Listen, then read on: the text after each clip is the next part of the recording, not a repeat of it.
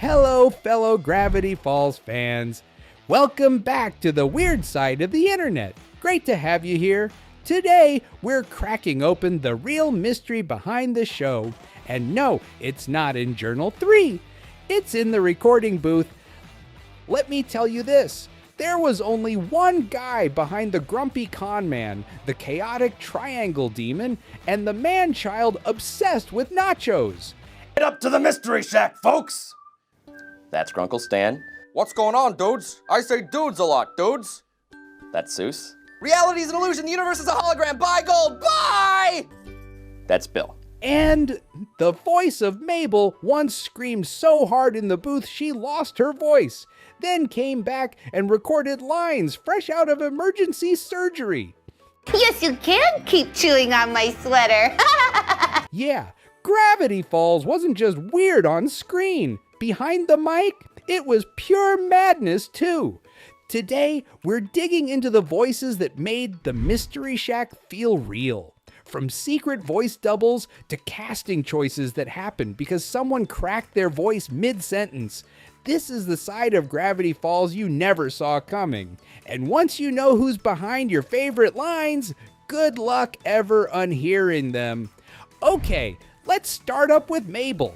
You can't talk about Gravity Falls without talking about Mabel. She's the heart of the show. The glitter, the sweaters, the madness in human form. And while Mabel is 100% cartoon absurdity, here's the thing most people don't realize. She's also 100% Kristen Schaal. Kristen Schaal isn't just the voice of Mabel. She is Mabel. No, seriously. According to creator Alex Hirsch, if they hadn't gotten Kristen, there would have been no show. Like, he literally said he would have quit. That's how much Mabel needed to sound like a human rainbow with unfiltered thoughts and a very loud inside voice. And Kristen, who you might also know as Louise from Bob's Burgers. Here, Tina. It's a patch for keeping Mom and Dad alive. Or Mel from Flight of the Conchords, delivered every single time. Okay then. Well, Brett, I will see you at my place at 4:30. Her performance was so intense, she actually lost her voice while recording the very first episode. Like, full on screaming her lungs out in the booth until they stopped working. That alone would have been a legendary voice actor story, but Kristen Schaal didn't stop there. Later in the series, she suffered a life-threatening ectopic pregnancy. She was rushed to the hospital, lost nearly 2 liters of blood, and had to undergo emergency surgery. Most people would take months off after something like that. However, Kristen got back in the booth and kept recording. That's some next-level commitment. So yeah, while Mabel was out here fighting unicorns and summoning boy bands from cursed CDs, Kristen was fighting for her life and still nailing every chaotic line like nothing happened. And if you've ever thought, wow, that Mabel line was so weird it had to be improvised, you're probably right. Alex has said some of Mabel's lines came straight from Kristen's real-life reactions. She even showed up at Comic-Con 2013 dressed as Mabel, glowing sweater and all, because of course she did. And now, let's get to the other twin. Dipper Pines is the ultimate cryptid-obsessed, socially awkward, overthinking 12-year-old genius. And somehow, Jason Ritter made every part of that sound completely natural. You ever heard a voice so perfect for a character that you just assumed they cloned the actor's soul? Be the scientific discovery of the century. Probably just a possum. A possum? It stood on its hind legs, crawled up the wall, and left a trail of purple slime! Yeah, that's what we're dealing with here. Jason Ritter, son of the legendary John Ritter, brought Dipper to life with a mix of curiosity, panic, and voice cracks that honestly deserved their own Emmy. I'm not exaggerating. Jason got the role because his voice cracked during the audition. Out of all the actors who tried out, he was the only one who accidentally squeaked mid-sentence. And Alex Hirsch said, "That's it," which is both hilarious and wildly accurate. Dipper without voice cracks is like Mabel without glitter. But don't let the squeaks fool you. Jason's been in a lot of things. Parenthood, Joan of Arcadia, and even Freddy vs. Jason. And yet, this role was the one where he hit that perfect balance between geeky vulnerability and brave-hearted big brother energy. His delivery gave every moment weight, whether it was decoding a journal page or trying to confess his feelings to Wendy without passing out. And admit it, if Dipper ever reminded you of yourself as a kid, it's because Jason made him feel like a real kid. And if by now you're thinking, wow, that's some incredible voice work, subscribe and buckle up, because the next guy didn't just voice a character, he voiced the apocalypse. Okay, deep breath, because Alex himself is literally half the cast of Gravity Falls. You thought it took a whole voice team to bring this town of gnomes, gremlins, shady con men, and screaming triangles to life? Nope. Turns out it was just one sleep-deprived man in flannel yelling into a mic. Alex Hirsch isn't just the creator of the show, he's the voice of Grunkle Stan, Seuss Ramirez, and Bill Cipher. Mystery Shack, folks! That's Grunkle Stan. Let my body be your shield!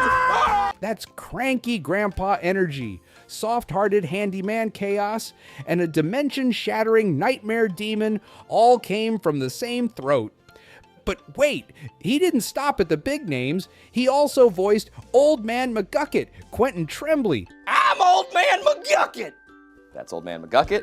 It is I, Quentin Tremblay, 8th President of the United States of America. The mayor whose name sounds like a keyboard smash, Paper Jam Dipper, and even that cursed drive-through cashier. I'm not saying Alex Hirsch voices every third person in town, but if a squirrel talked, it was probably him.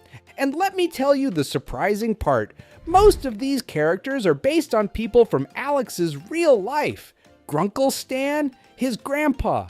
Dipper, him, Mabel, his actual twin sister, who also wore insane sweaters and wanted a pet pig.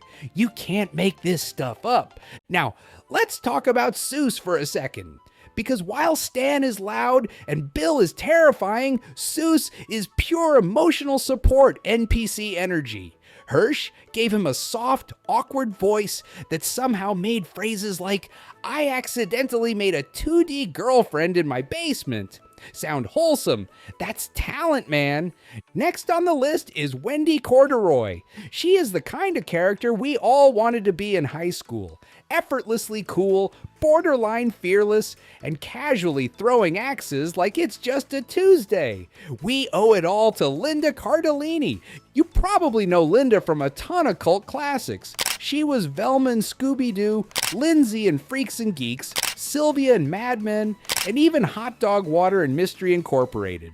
Basically, if your favorite show had a sarcastic brunette with emotional depth and a killer glare, chances are it was her. In Gravity Falls, Linda gave Wendy that perfect mix of laid-back charm and hidden depth.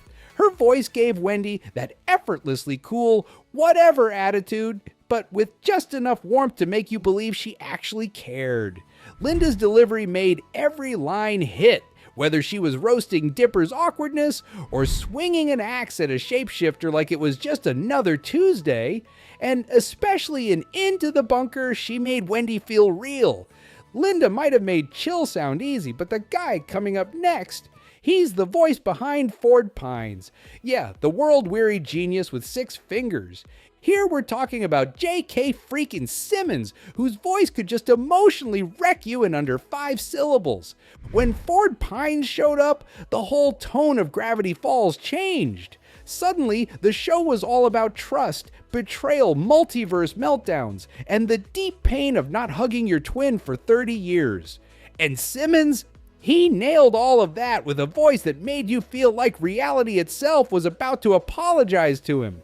Simmons is the guy who made you cry in Juno, flinch in Whiplash, screams he is Jonah Jameson in Spider-Man, and question your entire moral compass as Cave Johnson in Portal 2.